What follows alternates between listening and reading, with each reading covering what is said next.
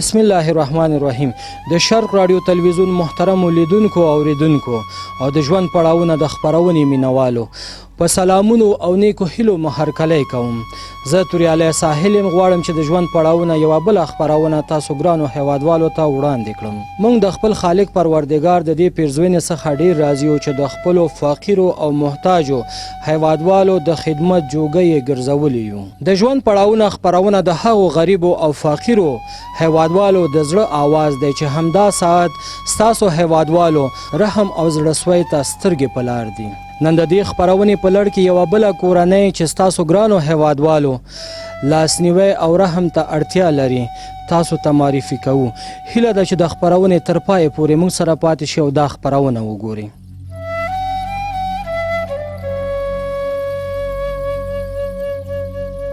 قدرمنو هیوادوالو، تاسې ګورئ چې ګرمي ده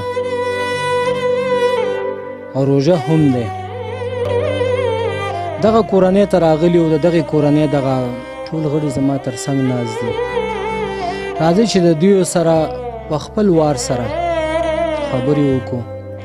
او د دوی د ژوند هغه کوم ستونزې چې دي، دوی چې د ژوند د کوم یو ستونزو سره مخامخ دي، هغه ستونزه تاسو ته وښیو او تاسو یې وګورئ. نن راغلي د دغې کورنۍ دا ټول غړي زما تر څنګ ناست دي. په لومړی کې غواړو چې دغې کورنۍ سرپرست چې کوم یو زموږ دغه کاکا دی مخامخ تاسو ته ناست دی او تاسو به یې د تلویزیون د لارې ګورئ، غواړو چې دغې سره یو څو خبرې وکړو چې دغه ژوند په دې باندې څنګه تېرېږي، دغه څه کار کولی شي نشي کولی، د خپل ژوند په اړه باندې تاسو قدرمنو لیدونکو ته، هغه پښتنو ته، هغه افغانانو ته په خپله د خپل د ژوند په باره کې معلومات درکړي.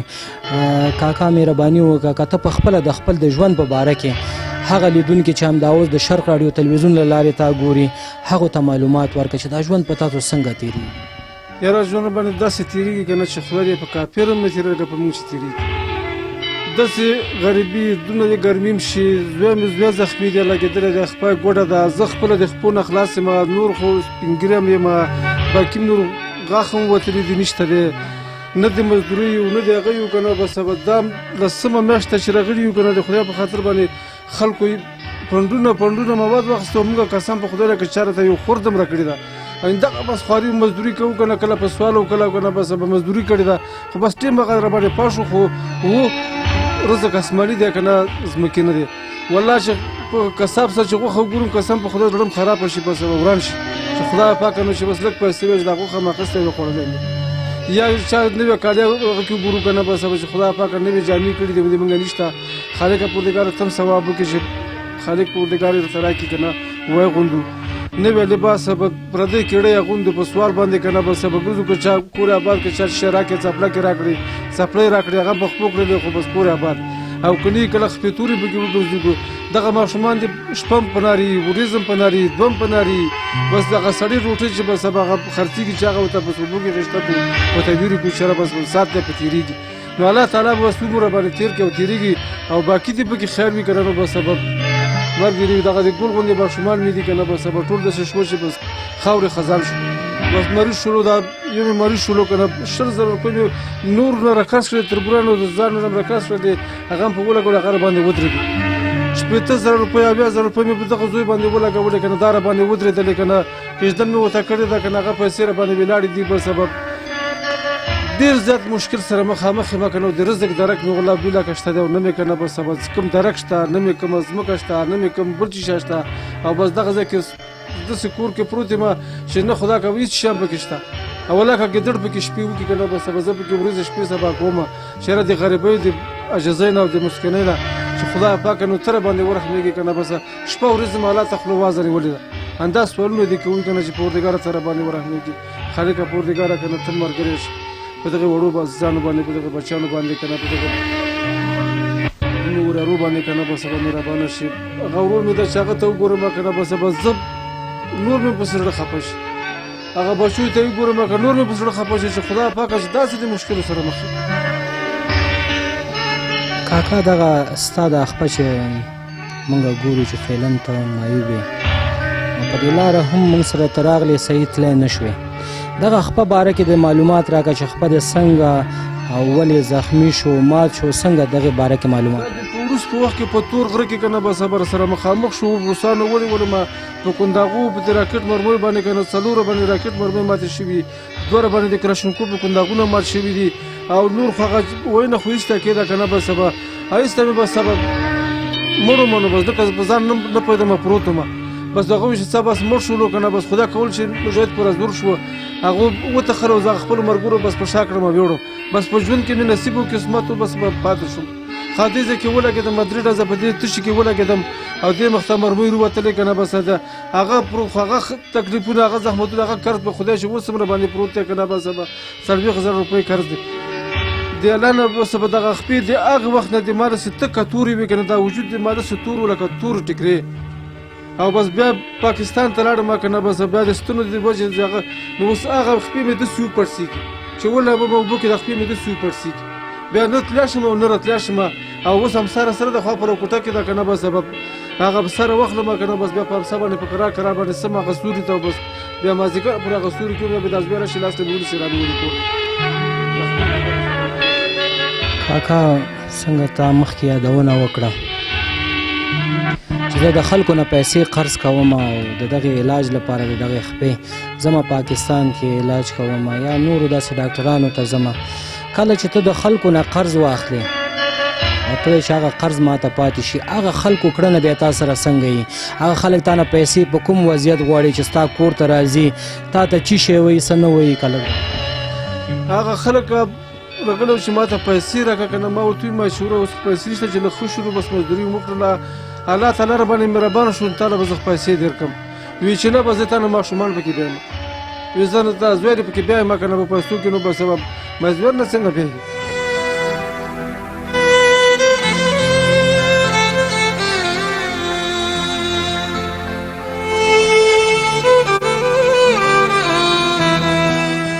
کاکا کله چې په کور کې ستاسو ترکاري نه وي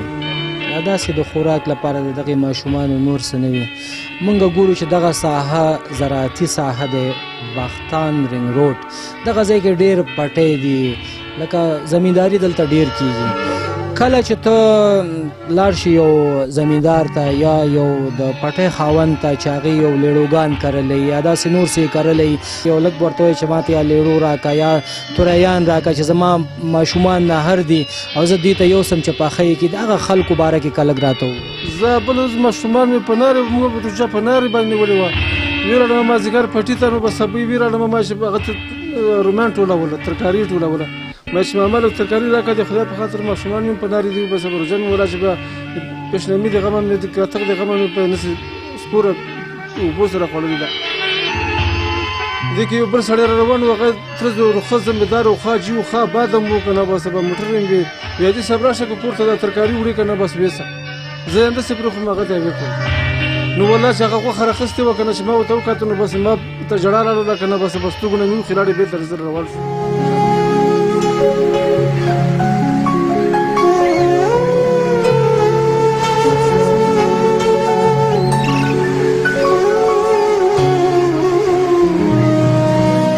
شا مې ور واړوله ما چې بس نور مې هغه کېږي بل ته ویرړم هغه بل ته وایي چې څه خپل کار دې کوه څه بس دا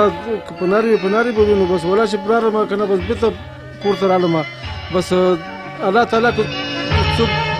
چې باندې ورحمېږي که نه بس سبا څه ترکاري کور ته راوړله یا ویر شو پټي ته ویر شو الله تعالی مهربانه شي چې شرطه راکړي نو کور آباد و بچی لو که نه خدای دې ښه ورسره وکړي خدای دې ورسره زوراویانې کوي وکړي که نه بس به د الله سرې ته ناست وي بس بله هیله اسرم نشته قدرمنو لیدونکو زړه ته نږدې افغانانو ستاسو د خیرات او زکات مستحق خو دغسې کورنۍ دي راځئ د دغې کورنۍ لاسنیوی وکړئ راځئ دغه کورنۍ سره مرسته وکړئ ګرانو هیوادوالو د دغې کورنۍ یو بل تور سری دلته هم ناسته ده راځئ چې دغې خور سره خبرې وکړو چې دی څه ویل غواړي د دې په زړه کې څه ارمان دی خورجانې که ته هم څه راته ووایي چې دا ژوند په تاسو څنګه تېرېږي وروره په ژوند کې چې زه وړه راغټه یم ما خوشحالي نه ده لیدلې خوشحاله ورځ هم نه ده لیدلې دغسې حالات هم دی ورته ګوره دا لور مې دې اوس ولیدله دا ټوله ورځې دا دغه جاړي ما ته 10 روپۍ او ما ته 10 روپۍ خو دا کمې نه دی بچوي که څپله کوي او نه یې کالې وي تشې دا رقم نه وي خو دې یقین وکړه چې دغه بېګا ته هم دې وړو اریانې وروره بس زړه کې مې نور دغونه زور نه دی پاتې چې یوه خبره وکړم. کله مې دا زړه ورته ویل چې خدای پاکه چې د ځان مړ کړ له دې بچۍ سره چې د دې ژوند نه نور بېغمه شو. هېڅ خوشحالي ما په ژوند کې وروره نه ده لیدلې چې رښتیا درته ویل. خاوند مې قرضداره دی، کوم 5-6 لکه روپۍ قرض ورباندې دي. د هېڅ شي د مزدورۍ د ګټې وټې نه دی چې ما ته چې شی وګټي دغه بچۍ ته مې راوړي. په خدای یقین وکړه دغه د اختر روان دی. دغه وړکۍ لور مې کله ورته چې ما ته څپلک یې کله کالي دغه د ما د بچۍ ته شی هم نشته دی. او دغسې لور نه لاړه ده د ګل غوندې لور چې دا ټول ژوند د ما یو پلو ته که د هغې د لور غم مې بل پلو ته. هغه لور د څنګه درنه لاړه د دغې کله 1000 روپۍ قرض په موږ را باندې وروره د موږ وسه نه کېدله. کامې ته هم کډه ویوړله هلته راپسې راغی سړی. بس ما خاوند د نور چاره نه وه او د لور د سمالې پکې ویر کړي څه لاړه نه داسې لور مې ده چې ودې لیدله چې زه په ښه ښکاري. بس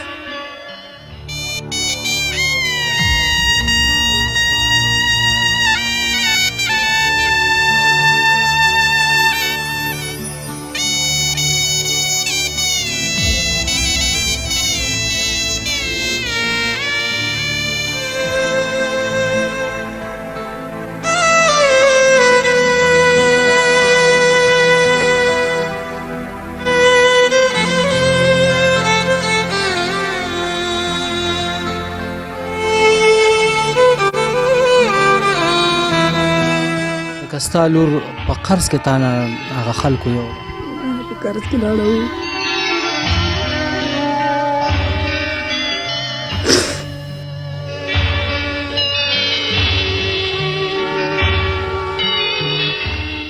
دغه نور لورګانې دي چې ستا په څنګ کې ناست دي تا وویل چې دغه لور مې هم تکلیف لري. دا څه تکلیف لري؟ دغه لور مې وینه کمیږي. دا ګوره دغسې وینه پکې نشته دی. ډاکټران وایي چې دوی ته ښه خوراک ورکوي، ښه شیان ورکوي. دغه زوی مې دی د دغه په سږمو کې غوښې دي، مرۍ کې غوښې دي. دغونه وسه د ما سره نشته چې دا اپرېشن وکړم. دا د ښې کالیو په ارمان دی، د ښې څپلکې په ارمان دی، د دوا په ارمان دی. خپله مې د اعصابو تکلیف دی ورور. دغسې حمله مې په اعصابو راشي چې ولاکه دغه د بچۍ نه مې په سترګې ویستل. د دنیا په ښه کې هېڅوک د مونږ نشته دی، د مونږ پوښتنه وکړي یا د مونږ سره یوه مرسته وکړي. بغیر زه نوره بله هېڅ اسره نه لرم. هغه لور چې تاسو نه هغه خلکو په قرض کې یوړه، هغه خلک د کوم ځای اوسېدونکي وو؟ د همدغې افغانستان او د ننګرهار؟ وروره و د همدغې افغانستان خپل د سړي مارګلي مو. که ستا خاوند دغه خلکو نه قرض اخیستی او د دغې کورنۍ لپاره چې تاسو ته یو څه راوړي سلا یې اخیستی وه، ما لاړو 10,000 روپۍ د 10,000 نه پسې سود شو. 20,000 روپۍ کې د ما نه د ګل غوندې لور لاړه. هر سړی چې ما درته ګوري بیتونه حالت دي تا مخ دي چې دا د ګل غوندې لور په قرض کې وي.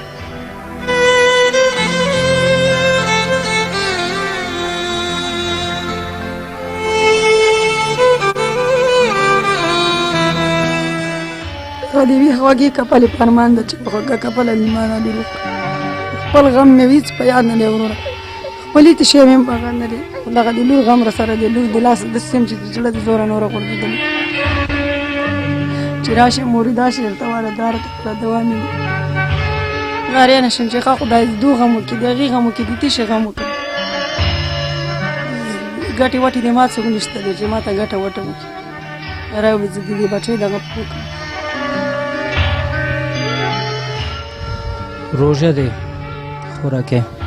روژه ده دغه دی په خدای یې کړې وکړه که به د یو شي درک دی مونږ لګېږي چې مونږ روژه کړي. دغه بچې د خلکو ماښامي وګورو، د خلکو هغه وګورو. مونږ بس ناست د خدای لي ته ناست دي. فشار مې داسې ټیټ شي چې ولاکه ودرېدی شم. کله به ډبه باندې کتغ کوي. مونږ دا ځنې مزنې به چیرې ټولوي چې یو شی په وکړو په هماغه باندې. یا د ګاز وسه نه لرو چې ګاز واچو. په دغه سره اور کې مونږ ناست دغه د خدای له د یو پکې وسه مونږ نه لرو، د یوې شیشې وسه نه لرم چې دغه شیشه مونږ والو یا د بچۍ ته زه شی ولګوم. دا وګوره دا خولو ته وګوره دا ګرمۍ ته دا لور مې ګرمۍ پسې راوالي نو زر اوبه په واړوم. کله چې دا ماشومان دې مریض شي او تا سره پیسې نه وي په هغه وخت خدای له ته ناست شی ناست ګوتهګارۍ کوو. دا د سوالي هسپتال ته یې بوځو که څه شی ورکړي ورکړی به یې کنې ناست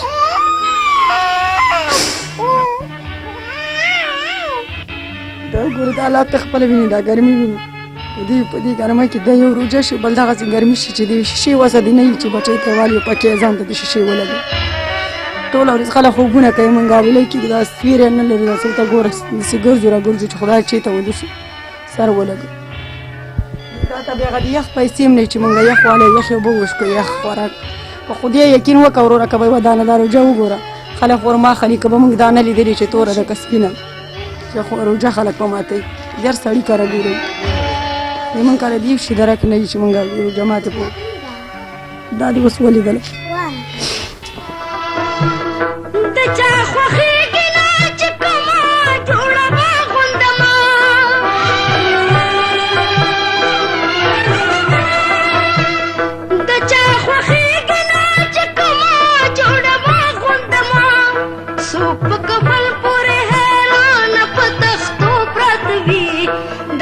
قسمت کې راحتونه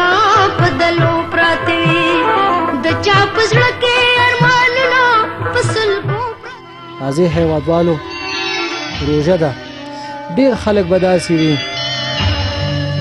چې کورونو ته به رنګ په رنګ میوې راوړي رنګ په رنګ خوراکي شیونه به راوړي راځي قدرمنو هیوادوالو دغه کورنۍ مستحق دي دغه کورنۍ ستاسو لاسنیوی ته اړتیا لري راځئ د دغې کورنۍ سره مرسته وکړو دغلته د دغې کورنۍ یو بل ورور هم زما تر څنګ ناست دی چې په ملي اردو کې و خو فعلا معیوب دی د دغې خبرې د دې د ژوند په باره کې راځه چې د دې نه پخپله واورو د دې په خپله ژبه تاسو ته ووایي چې دغه په کوم ستونزو کې راګیر دی او دغه خپه د دې ولې معیوب شو د هر څه نه مخکې وروره که خپل نوم راته ووایي چې نوم نوم مې رضوان الله دی رضوان الله جانه ته په ملي اردو کې عسکر وی او زه په ملي اردو کې عسکر یم څومره وخت د عسکرۍ کې د څومره وخت د وظیفه دنده اجرا 3 کاله مې وظیفه اجرا کړله او زه بیا ولګېدم زما 2 میاشتې کېدې چې زه وظیفې ته تللی او 2 میاشتې پس زه ولګېدم زخمي شوم او بل چې و په ډېر سختو حالاتو کې موږ زخمیان وو بیا هسپتال ته یې راوړو 8 میاشتې مې هسپتال کې تېرې کړې دولت ته خوا څه کومک را سره ونه شو نه څه مرسته را سره وشوه نه څه کوم امداد یې را سره وکړې بیا 3 کاله وظیفه هم پکې اجرا کړله او بیا دغه ترخیص هم پکې واخیستو لور راپره کړلو او بیا دا 2 کاله وشو په کور باندې ناست نه دی مزدورۍ او نه دی خوارۍ او نه دی څه هم نه وي پوه شوې اوس کلارې په کور باندې پراته وي دغه وظیفه د کوم ځای کې وه دا وظیفه مې په بادغیس کې وه بادغیس کې وظیفه و هرات د صداب ظفر کل اردو پورې مربوط و زه د هرات په شفاخانه کې بستر وم صداب ظفر کل اردو کې غټ هسپتال دولتي هغې کې زه بستر وم 8 میاشتې زه په چپرکټ کې پروت وم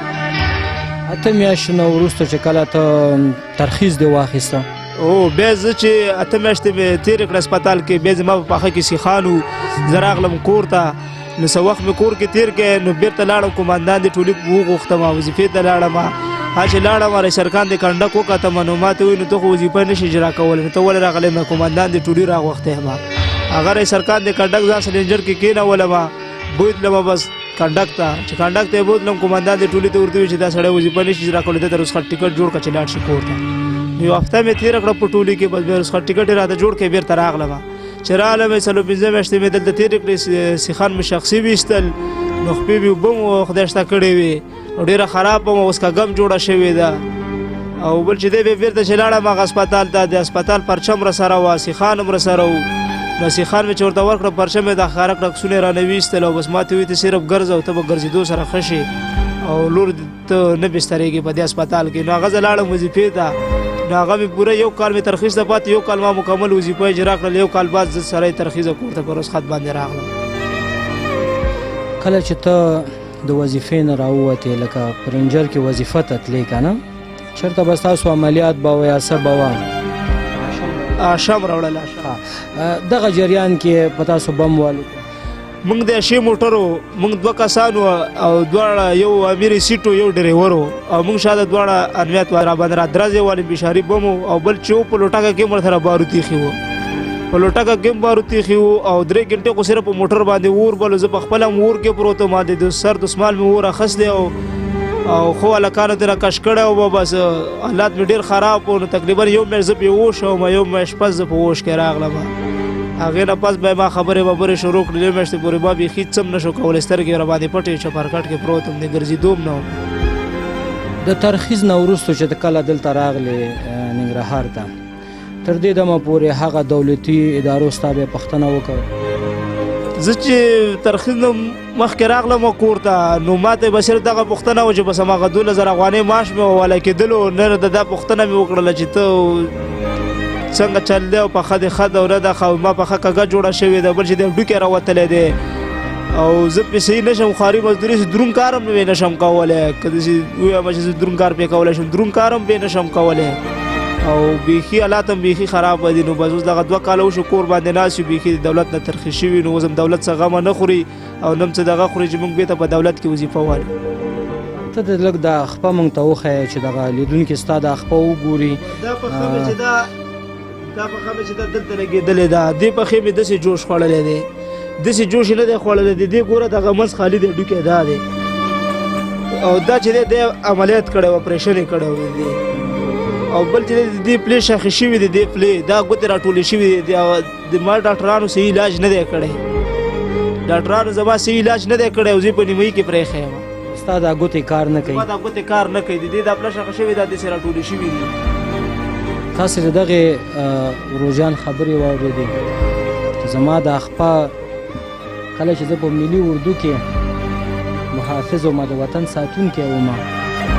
نو زما دا خپه په بم کې واورېده د دغې ورور دغه خپه اوس تاسو وګورئ چې بې ځایه جوړ شوی خو دغه کورنۍ سره وس او توان نشته چې یو ښه ډاکټر ته لاړ شي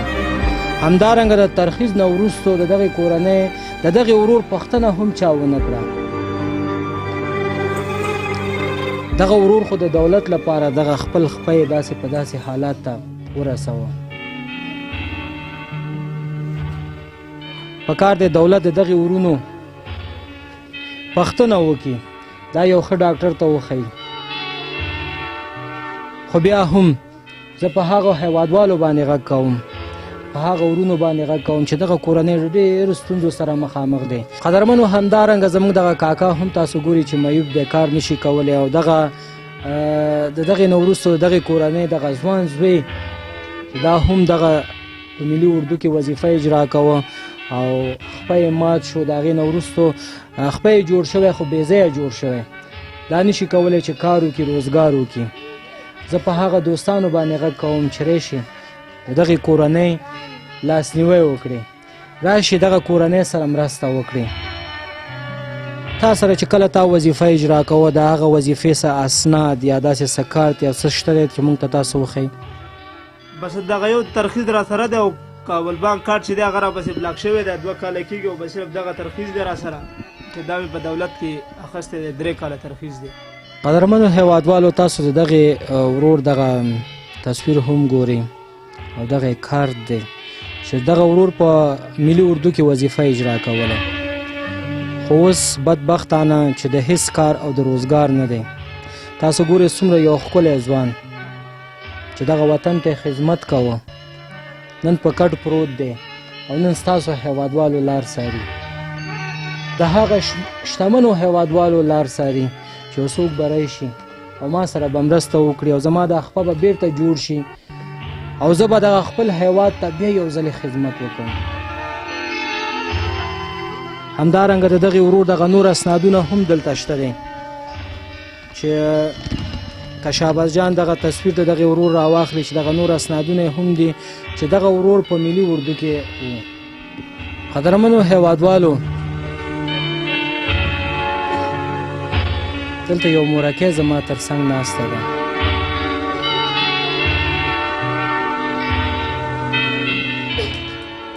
په دې کور کې چې د پلار څومره مسؤلیت وي د دې نه زیات د یو مور مسؤلیت ډېر زیات وي پلار خو د کوره وځي مزدورۍ پسې خو دغه مورکۍ چې که نه دغه د خپلو ماشومانو سره رنګ په رنګ ستونزې ګالي راځئ چې دغه مورکۍ سره هم یو څو خبرې وکړو چې دغه مورکۍ څه وایي د خپل ژوند باره کې مورجانې که ته هم موږ ته لږ څه ووایي چې دغه ژوند په تاسو څنګه تېرېږي او کومو ستونزو سره مخامخ یاستې بسم الله الرحمن الرحیم مونږ د 11 میاشتې کېږي چې کور م راوړې او دغې کور 6,000 روپۍ کرې راغلې بجلي نشته اوبه نشته مونږ خپل د دولت نه ډېر خفه یو مونږ څه دغونه مرسته نه کوي خپل افغانان نه هغه خلکو سره مرسته کوي چې کوم خلک دي چې نوم لري او څه هغه لري واسطه لري ما دغه خاوند دی پښتو باندې معیوبه دی هېڅ کار نشي کوي دغه مې زوی دی سرپرست مې دغه زوی چې خدای ولیدو تاسو او دغه مې زوی دی 13 کالو دی چې داسې مریض دی چې کلمه دې دش کېدلې وم او پنډیس او دغه پرچې دي چې په 3,000 روپۍ باندې د دی وایي یوه پرچه ده چې 2 پرچې مو ته په غریبۍ کې اخیستې دي او نور د 2 روپۍ وسه نه لرو چې دته موږ دارو والو او د کور ګزاره هم ډېره سخته ده پاکستان کې هم کور په کرې باندې اوسېدلو په بټیو کې هغې ځای نه حکومت نه وشړلو دغلته راغلو دلته هم حکومت پوښتنه نه کوي موږ د خپل دولت نه ډېر خفه یو وروره ډېر تنه ګیلمن یو چې زمونږ بیخي پوښتنه نه کوي دا ولې مونږ څه ګناه کړي څه ظلم کړی دی خلک خو داسې نه کوي جانې تا مخکې وویلې چې مونږ راغلي دلته ننګرهار ته اصلي خو تاسو کاکا یادونه وکړه چې د خوږیاڼي اوسېدونکي یاستې اوس په دې جنګونو کې راغلي وې او که نه پخوا نه راغلي یاست مونږ په وطن کې بدامني ده ظالمان ډېر دي کورونه یې راته نه هغه کوي پرېږدي چې لاړ شو د دویمه چې شپه نه شي کوي ورځ نه شي تېروي دغه زوی مې دی دغه د اردو اوازه تللې ده چې بیخي موږ خپل وطن ته تللی نه شو خپل سوري خپل مینې خو هر څه نه پاتې دي د ډېرې غریبۍ نه دغلته پراته دي دغه ورور دغه ستا زوی ته مخکې یادونه وکړه چې د دې کلمه شلېدلی وې د الله مهر م په خوله تړلی دی چې دغه پرچې دي تاسو په خط پوهېږئ په خپله پرچې پوهېږئ چې د دغې پرچو وسه په هغه خدای که موږ لرو چې زه ورته دا هغه وکړم او دغه چې دا څه خیراتي په صحت عامه کې دي دا وګوره دا ټیسونه دا هغه ټول شوي دي داسې وکړه چې داسې مې ورته ژړل که نه په هغه خدای که دغونه وسه دې نسه شته دي چې دې بچي ته مې زه دارو والم زه ورته څه شی وکړم زه ژاړم د الله په نامه باندې ما 2 روجې نیولې چې یا الله ته یې راته ښه کړي یا الله ته یې راته ښه کړي دغه ماشومه مې راته ژاړي چې هغه شي سبی شي د ګاونډیانو ګر چاپېر وګوري هغه ما ته چپلې واله ما ته بنګړي واله دا په دې وړه خوله 2 کالو ده دغه لور مې د پیامکې لور مې ناسته ده چې سبا شي ما ته بنګړي واله ما ته جوړې واله ما ته پیزار واله زه به څه وکړم دغه زوی مې دی الله ولیدو تاسو ولیدلو نور هېڅ وسه نشته دی د الله وسه هم شته دی د هېڅ وسه هم نشته دی چې په دې زوی باندې د درد راشي او تا سره د دوا لپاره پیسې نه وي او دا تا ته چغې وهي او په ژړا او په فریاد دي هغه وخت په تا باندې څنګه کوي هغه وخت په ما ډېره ژړا تېره شي وروره په ما دونه ژړا تېره شي چې دغلته اوس هم د دواخانې راباندې دونه ډېرې پیسې دي چې دغه معذوره زوی مې دی قسم دی چې 10,000 روپۍ کلدارې په مونږ باندې ولاړې دي دغه زوی معذوره مې پکې ګراو دی او نور هم هغه نه کېږي وسه چې دا نن هم درته یم زمونږ دونه ترکاري نشته چې دا بیګا ته په هغه خدای که 10 روپۍ درک شته بیګا ته چې مونږ لږ یخ والو او مونږ څه شی په والو دی الله علم ده بس خدای پاک د تاسو څخه ښه وکړي د تاسو نه هغه کوو مننه کوو چې تاسو د مونږ خدمت او د مونږ پالنې ته راغلی خدای دې تاسو ګلې ګلزار کړي تاسو نه ډېره شکریه ادا کوو تاسو نه ډېره مننه کوو چې تاسو ځان په تکلیف کې او روژه په خوله ده او دلته راغلی اوس هم هغه د وسه نه کېږي چې د دغې زوی دغه لور مې د وړه لور د دې هم د کلمو میکروب دی یوه پرچه دارو مو ته اخیستې دي اوس هم وسه نه کېږي چې زه دې ته دارو والم هغه د دا پرچې خدای ولیدي تاسو ولیدي چې تاسو په خپله ګوره سواد والا یې د خط والا یې ګوره هر څه تاسو په خپله ګوره دا ټیسونه 2,000 افغانۍ مې ورته راکرز کړلې دا مخکې ورځو کې روجې نه مې مخکې بوتلو 3 ټیسه مې ورته وکړه دغه وګوره دغه ټیسونه دي او دا یې ګوره دوا ده دا یوه پرچه دارو دي د په 3,000 روپۍ دي د ما وسه نه کېږي 2 پرچې مې ورته اخیستې هغه نمګړي 13 کالو دی دغسې و چې دا اوس لږ لږ ښه دی چې سا پکې ده چې دغنه مرګ کې څه نه و په کاشوغه به م ډوډۍ هغه کوه د دغې ورور باره کې اوس ډاکټران دغه کوم ټیسټونه او دغه کوم نقصې مونږ چې ولیدلې مورجانې ډاکټران څه وایي چې د دې آخري علاج به څه وي د دې آخري هغه علاج دغه دی وروره وی چې دله مسه کېږي دغه ستنې خو دې دا نه ګوره تاسو په خط پوهېږئ څوک به وایي چې دروغ وایي څوک وایي چې رښتیا وایي تاسو په خپله وینئ چې قیمتې څونه دي وی دا ستنې به ورته ډېرې زیاتې اخلی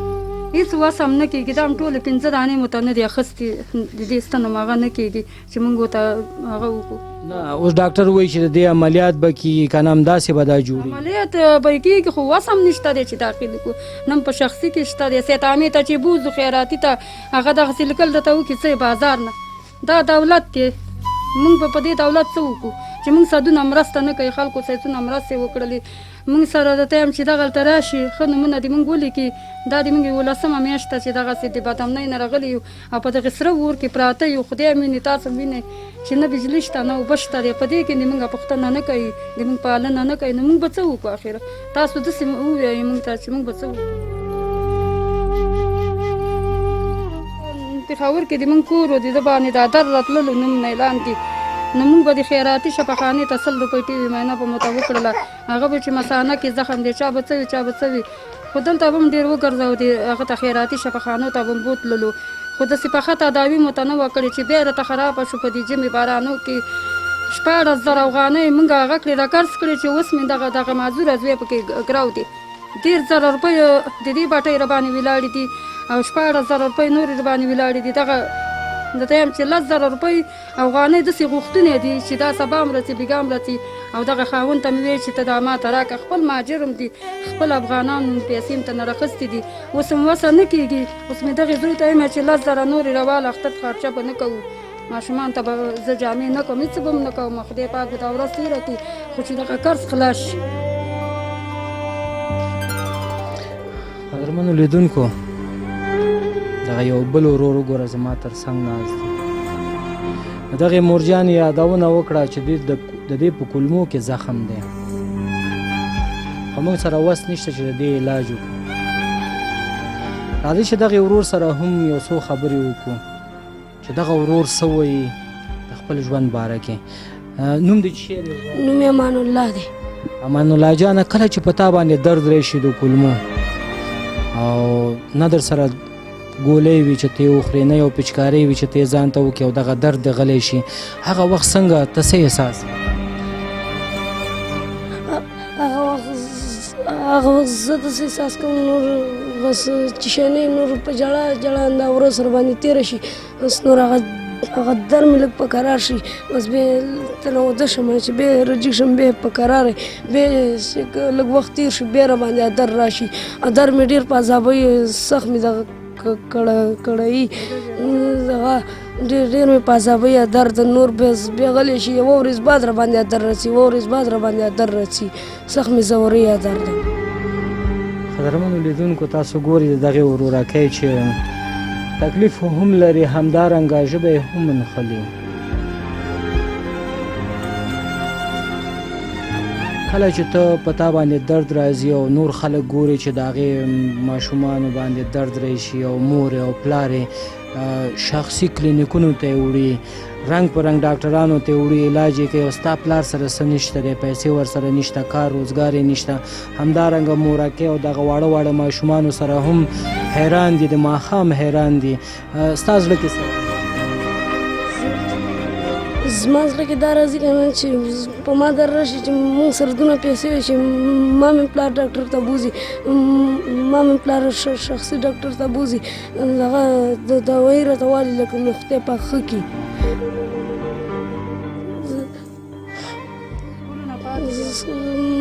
مکتب مې ویلی 2 کاله مکتب مې ویلی دی نور بس نور وسم نه وه بس مکتب نه راووتلم نوم وسه مکتب عمران شول.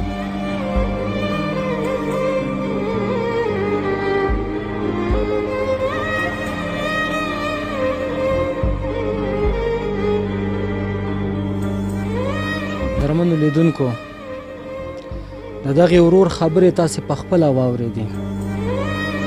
چې ما مکتب ویلو 2 کاله مې مکتب وویلو نور رانه مکتب پاتې شو خو زمونږ وس نشته دی چې مونږ یو مکتب کې ځان شامل پلار مې هم معیب دی ورور مې هم معیب دی زه نشم کولی چې مکتب ووایم قدرمنو افغانانو که دغه ورور مکتب ووایي په آینده کې کیدای شي دغه ورور نه یو ډاکټر جوړ شي انجینر جوړ شي دغه هیواد ته به دا خدمت کوي. خو متاسفانه چې نن د دغې کورنۍ سره دومره وس نشته چې دا مکتب ووایي. بیا هم په تاسې باندې غږ کوم قدرمنو هیوادوالو، راځئ دغه کورنۍ ته داسې زمینه مساعد کړئ چې د ژوند دغه شپې او ورځې په دې باندې په خوښۍ او سوکالۍ سره تیر شي. همدارنګه دغه ورور هم د یو مکتب زمینه ورته مساعد کړئ، دغه په یو مکتب کې تاسې واچوئ. مورجانې مخکې هغه استاد زوی هم یادونه وکړه چې موږ په پاکستان کې اوسېدو. د پاکستان د ژوند باره کې که ته هم راته څه ووایې چې هلته مو ژوند څنګه و، کله چې راغلی دلته ننګرهار ته دلته مو ژوند و څنګه دی؟ لومړی د پاکستان په باره کې که موږ ته ووایې چې پاکستان کې مو ژوند څنګه؟ پاکستان کې دغه ژوند ورور چې دغه ګټلو لړلو و که نه 900 روپۍ وه چې کوم مخکې حکومت را شړلو، د سر کوټې هم جوړې کړي دي چې هغه رانه چا نه اخیستلې. نو ته یم چې دومره هم کړې چې هغه د لارې خرڅ هم پر پیدا کې په 10,000 روپۍ باندې ما 2 کوټې خرڅې کړلې، 3 کوټې وي او د لارۍ هغه هم په وکې. د شپې 2 بجې را روان شو، پولیس په کور را ننوته، موږ ته به یې دروازې را ټکولې، موږ د مهاجرو هغه به یې کولو وایي چې تاسو به وځئ. او زموږ ژوند بیا هم لږ هلته ښه ولو، ګزاره خو هم کېده چې دلته خپل وطن ته راغلي بیخي هم ګزاره خرابه شوې ده. هلته د پولیسو خوا نه به تاسو ډېر په تنګ وې او ستاسو په کورونو به راتله او د افغانانو بېعزتي به یې کوله. سرې ټاپې به یې راته په دروازو ولګولې چې تاسو ته کارټونه نشته دی، تاسو سره د چکن کارټونه نشته دی. نو موږ به څه وکړو چې موږ سره نه وو؟ نو دا ټول افغانان نن وخت پراته دي بې کارټو، په کیمپ کې پراته وو. 1400 روپۍ دا د کور کرایه خلاصوله، تشه ځمکه به موږ ته یې راکړې وه حکومت، په هغې باندې خپل ابادي کړې وه، 2 کوټې په ابادي کړې وي، هغه هم په 10,000 روپۍ خرڅې کړلې، په یوه لارۍ کې 3 ګاډۍ را واچولې او دغلته په هغه کې پرېوتو په دغې کور. دې کور کې د موږ د 11مه میاشته وروره چې موږ دې کور ته راغلي، په هغه خدای که حکومت راسره رسېږي 10,000 روپۍ امداد هم کړی دی. 10,000 روپۍ ډېرې دي او که لږ دي که موږ سره امداد نه دی کړی. اوس چې دغه کور کې پراته یاست، تاسو مخکې وویل چې 6,000 روپۍ موږ د دغې کرایه ورکوو. 2,000 روپۍ د کوټې ورکوو. دغه مې لیور سره پروت دی، دغه میړه دی، د ده نه زیات په عمر کې هغه د سپین ږیری دی، هغه هم غریب معذوره دی. د ده یو ولې خوږېږي، خپۍ خوږېږي د خاوند، هغه هم د کاروبار نه دی، دغه واړه واړه بچي دي، دا به څه وکړي؟ زما هم زوی دغسې معذوره دی، دا به د کومه کړي؟ په پاکستان کې مخکې تا یادونه وکړه چې هلته زموږ 2 ماشومان مړ شوي دي که نه؟ دا څنګه مړه شو؟ که دا زوی مې چې و وروره د وینې کمې و، جټکه په ورباندې راتلله په تبه کې، د هغه په 800 کلدار یوه وستن وه چې ما به ډاکټر ته بوتللو، نو د هغې ستنې وسه ما سره نه وه، ما سره د هغه نه وه ستنې وسه نه وه چې ما غله کړې وې، زه به یې بېرته را رخصت کړم. نو ما ته وی چې دومره پیسې تا سره نشته چې ته د زوی علاج وکړې؟ ما چې نشته دی. نو ما دغه زوی ډېر هغه وړوکی او دغه خدای پاک اوس را غټ کړی په دغې بخارۍ مزدورۍ کې، بیا د ډېرې غریبۍ نه دا مونږ افغانستان ته راولېږلو، دا په هغه دا ځان اردو کې واچو، ځان اردو کې واچو. د 3 میاشتې تېرې شوې وروره چې په میان واولوتلو، خدای ولیدو تاسو ولیدو، که څوک داسې ګوري ایسته ایسته به یې ګوري چې دا به دروغ وایي، خو دا حالات تاسو ولیدلو، خدای ولیدلو تاسو ولیدو. د ډېرې غریبۍ نه د مجبورۍ نه د 18 کالو و چې دا ما واچو په هغه کې اردو کې،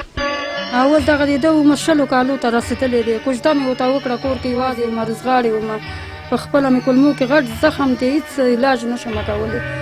چې زه د خپل دارو والم. هغلته مې پرچې ایښې دي، که نه یې منئ د ترا به یې وړمه، وسه مې نه کېږي چې زه ځان ته دارو والم. او خدای ته پراته یو، دغې هغه ته پراته یې، نو څه به وکړو؟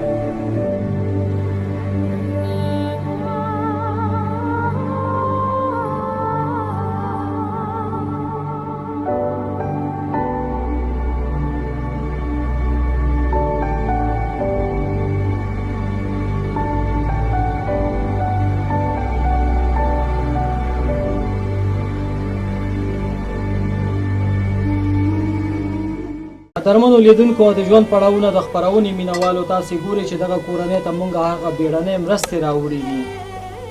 چې زموږ یو ورور چې په لندن کې اوسیږي د 100,000 افغانیو موږ سره مرسته کړې د 100,000 افغانیو هیله خیره ټولنې سره مرسته کړې چې دغه تاسې 15,000 افغانۍ په 4 کورونو باندې وویشي او 4 کورونو سره مرسته وکړي. تاسې ګورئ چې دغه کورنۍ ته موږ هغه خوراکي توکي راوړي چې د هیله خیره ټولنې په همکارۍ سره چې یو بوجۍ اوړه دي او یو سیر بوره دی، یو سیر لوبیا دی او یو سیر دال دی، یو کیلو چای دی، یو بوتل غوړي دي، یو روح افزا دی، یو خرما دی، یو پاکټ خرما دی، هغه یو ډبی چې کوم دی. دغه خوراکي مخکې یادونه وکړه چې روژه دی او تاسو په الله یقین وکړئ چې موږ کور کې خرما دومره نشته چې موږ ماښامۍ روژه ماتې روژه په هغې باندې افطار کړو. نن هیله خیره ټولنه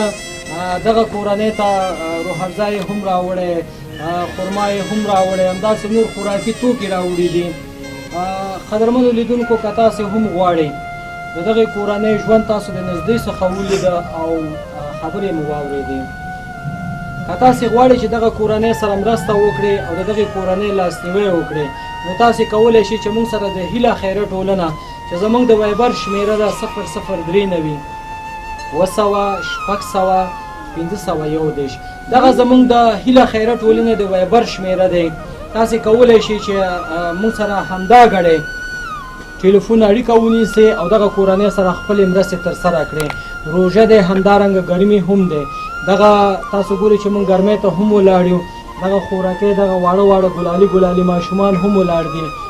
کاکا دغه ورور چې تاسو سره دغه مرسته یې ترسره کړه د هیله خیره ټولنې په همکارۍ سره دغه ورور ته څه ویل غواړي غني وکړئ څه ورکوي ورسره ښه وکړي چې زموږ د غریبو زموږ هر څه واخیستو زموږ پوښتنه یې وکړله بس کور آباد و بچلو خالق پروردګار ورسره دراویانې کې وکړي خدای دې جنت فردوس په نصیب کړي او خدای دې ورسره دراویانې کې ورسره وکړي پروردګار دې ورسره ښه وکړي چې زموږ غریب او زموږ بېچاره و هر څه واخیستو زموږ پوښتنه یې وکړله زموږ که نه بس هغه وکړه او دغه ماشومان بېچارهګان ورته ډېر خوشحاله دي دغه شیانو ته کور آباد بچېدو. د ښځو پر وړاندې له نیکې روي او ښه چال چلند څخه کار واخلئ. د نرګس راډیو پیغام.